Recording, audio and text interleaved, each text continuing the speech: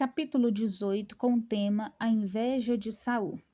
Depois dessa conversa de Davi com Saul, surgiu tão grande amizade entre Jonatas e Davi, que Jonatas tornou-se o seu melhor amigo. Naquele dia em diante, Saul manteve Davi consigo e não o deixou voltar para a casa de seu pai. E Jonatas fez um acordo de amizade com Davi, pois se tornou seu melhor amigo. Jonatas tirou o manto que estava vestido e o deu a Davi, com sua túnica e até sua espada, seu arco e seu cinturão. Tudo que Saul lhe ordenava fazer, Davi fazia com tanta habilidade que Saul lhe deu um posto elevado no exército. Isso agradou a todo o povo, bem como aos conselheiros de Saul. Quando os soldados voltaram para casa, depois que Davi matou o filisteu, as mulheres saíram de todas as cidades de Israel ao encontro do rei Saul, com cânticos e danças, com tamborins, com músicas alegres e instrumentos de 3 cordas. As mulheres dançavam e cantavam. Saul matou milhares, e Davi dezenas de milhares. Saul ficou muito irritado com esse refrão, e aborrecido, disse: Atribuíram a Davi dezenas de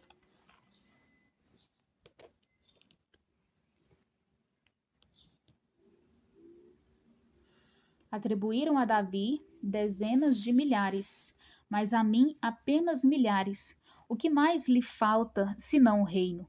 Daí em diante, Saul olhava com inveja para Davi.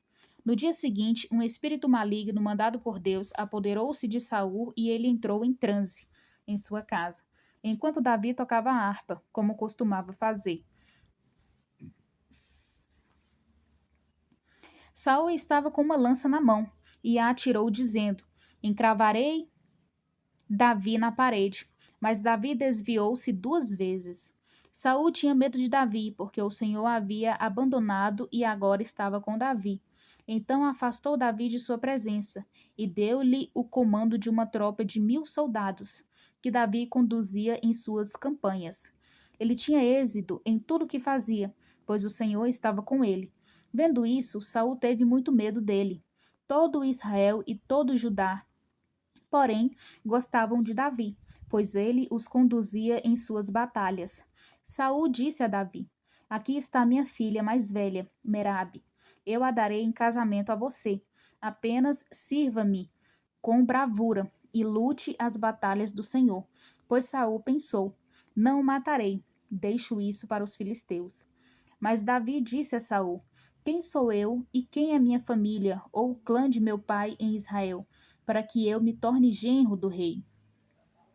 Por isso, quando chegou a época de Merari, a filha de Saul, ser dada em casamento a Davi, ela foi dada a Adriel de Meolá.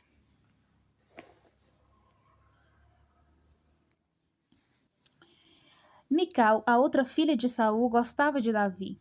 Quando disseram isto a Saul, ele ficou contente e pensou: Eu a darei a ele, para que lhe sirva de armadilha, fazendo-o cair na mão dos filisteus.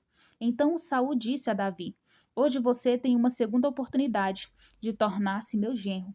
Então Saul ordenou aos seus conselheiros que falassem em particular com Davi, dizendo: O rei está satisfeito com você, e todos os seus conselheiros o estimam.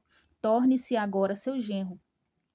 Quando falaram com Davi, ele disse: Vocês acham que tornar-se genro do rei é fácil?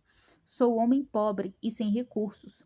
Quando os conselheiros de Saul lhe contaram o que Davi tinha dito, Saul ordenou que dissessem a Davi: O rei não quer outro preço pela noiva, além de 100 prepúcios de filisteus, para vingar-se de seus inimigos. O plano de Saul era que Davi fosse morto pelos filisteus. Quando os conselheiros falaram novamente com Davi, ele gostou da ideia de tornar-se genro do rei.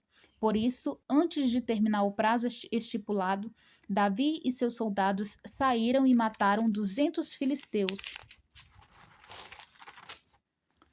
200 filisteus. Ele trouxe os prepúcios e apresentou-os ao rei, para que se tornasse seu genro. Então Saul lhe deu em casamento sua filha Mical. Quando Saul viu claramente que o Senhor estava com Davi e que sua filha Mical o amava, temeu-o ainda mais e continuou seu inimigo pelo resto de sua vida. Os comandantes filisteus continuaram saindo para a batalha, e todas as vezes que o faziam, Davi tinha mais habilidade do que os outros oficiais de Saul, e assim tornou-se ainda mais famoso. E aqui terminamos o capítulo 18.